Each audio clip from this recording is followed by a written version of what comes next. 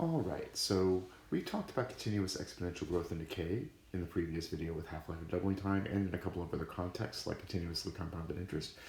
Now, sometimes exponential growth doesn't really apply to a situation the way that we think it would. For instance, exponential growth, which uses this formula and has this shape of a graph, if I were to apply this to a city like Atlanta and try to predict its population in 100 years or 90 years, so population of Atlanta right now in 2010 was 420,000 or so, and in 2019 is estimated to be about 506,000 or so.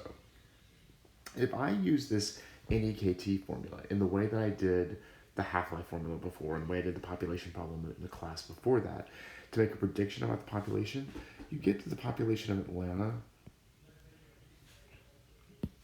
in 2100, I think comes out to be about 27 million people, or 2.7 million, I think, actually. I think it's in 2200, it ends up being like 27 million. That number, which is like, 5 times the population in 2010, not very realistic, right? The problem with exponential growth is that if you're in a situation like a city where you have restrictions on resources and land and area, the population can't just grow unchecked. It can't just keep getting steeper and steeper. Eventually, you're going to run out of resources. So what this causes is for us to turn to something called logistic growth. Now, logistic growth is one of those things that you're not going to have to do it in the Alex topics. It's not going to be a question on a test. If I gave it to you on a test, I would give you something with all the numbers in it and basically ask you to solve.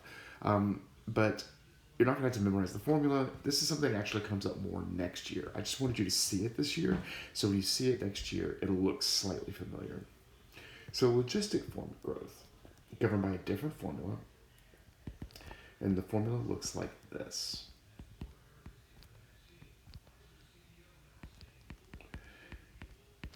So you see our friend the E in there, which still indicates we have continuous exponential growth. But we have all these variables in here, some of which mean the same thing, some of which don't.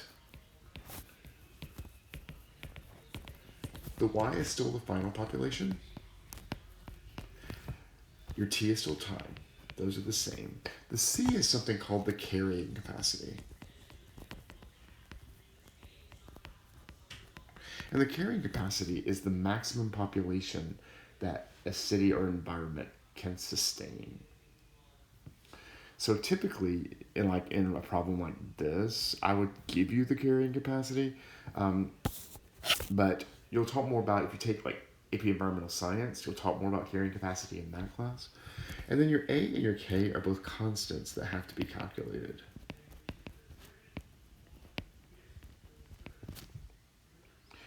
So I just wanted to get this formula out there so you can sort of see it and get familiar with it. Like I said, don't have to memorize it.